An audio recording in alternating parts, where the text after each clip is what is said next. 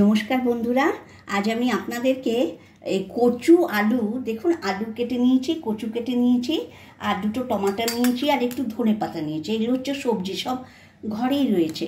ঘরোয়া সবজি দিয়ে একটা অসাধারণ রান্না। এই রান্নাটা খেতে দারুণ ভালো লাগে। আর একটু কাঁচা লঙ্কা নিয়েছি, আর এখানে দেখুন ফলি মাছ নিয়েছি। 750 গ্রাম ফলি মাছ আছে। এই ফলি মাছটাকে আমি কেটে ধুয়ে নিয়েছি।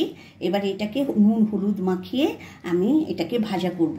আর মশলা একদম সামান্য কিছু নয়, গুঁড়ো মশলা দেব সব, একটু আদা বাটাটা খালি বাটা দেব, আর হলুদ, লঙ্কা গুঁড়ো, জিরে গুঁড়ো, ধনে গুঁড়ো, এই দিয়ে রান্না হবে।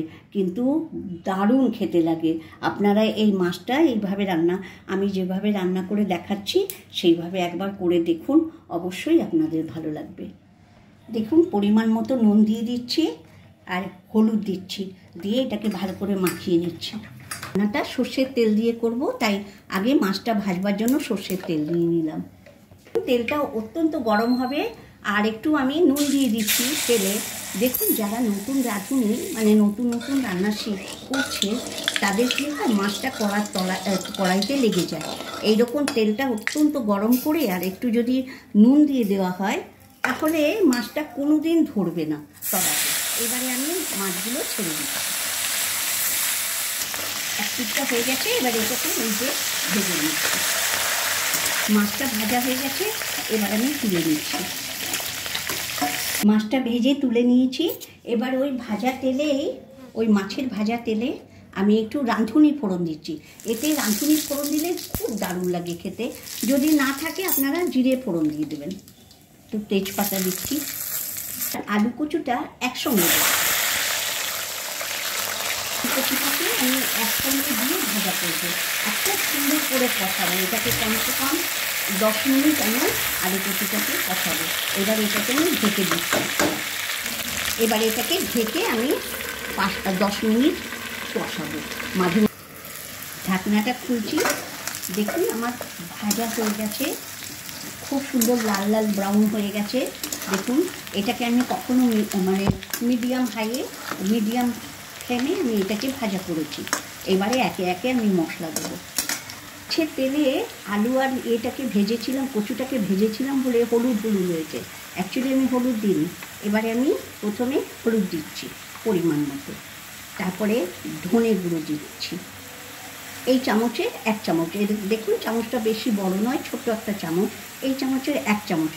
আর লঙ্কা গুঁড়ো দিচ্ছি 1.5 চামচ, একটু কালার হবে, দেখতে ভালো লাগবে, 1.5 চামচ।